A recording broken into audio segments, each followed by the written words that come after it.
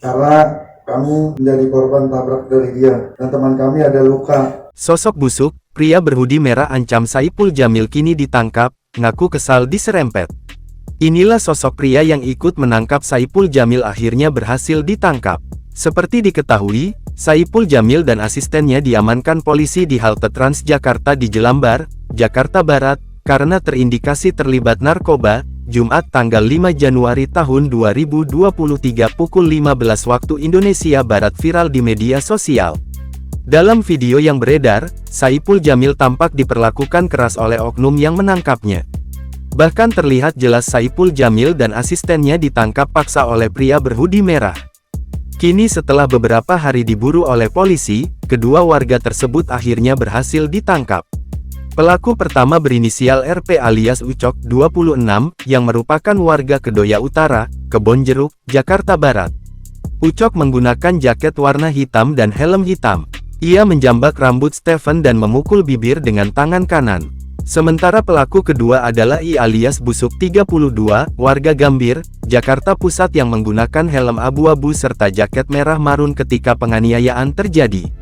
Kapolres Metro Jakarta Barat Kombes M. Syahdudi mengatakan, kedua pelaku juga memukul asisten Saipul Jamil bernama Stephen. Jadi berhasil mengamankan 2 orang. Yang pertama atas nama RP alias Ucok, umur 26 tahun, alamat Jalan Pesing Koneng, RT 9 RW 2, Kedoya Utara, Kecamatan Kebonjeruk. Di mana pada saat kejadian yang terekam dalam video, yang bersangkutan menggunakan jaket warna hitam dan helm warna hitam. Syahdudi menjelaskan, RP berperan menjambak rambut dan memukul bibir Stephen menggunakan tangan kanan. Sementara I merupakan pelaku yang menggunakan hoodie maron dan helm. I ikut menangkap Stephen di dalam mobilnya. Rilis yang pertama bahwa memang yang melakukan tindakan pemukulan dan juga intimidasi adalah bukan anggota Polri.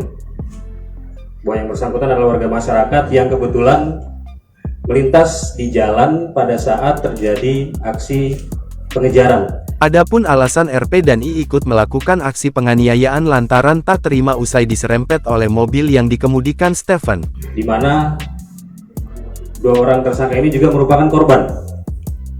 Karena yang bersangkutan diserempet dan ditabrak oleh pelaku.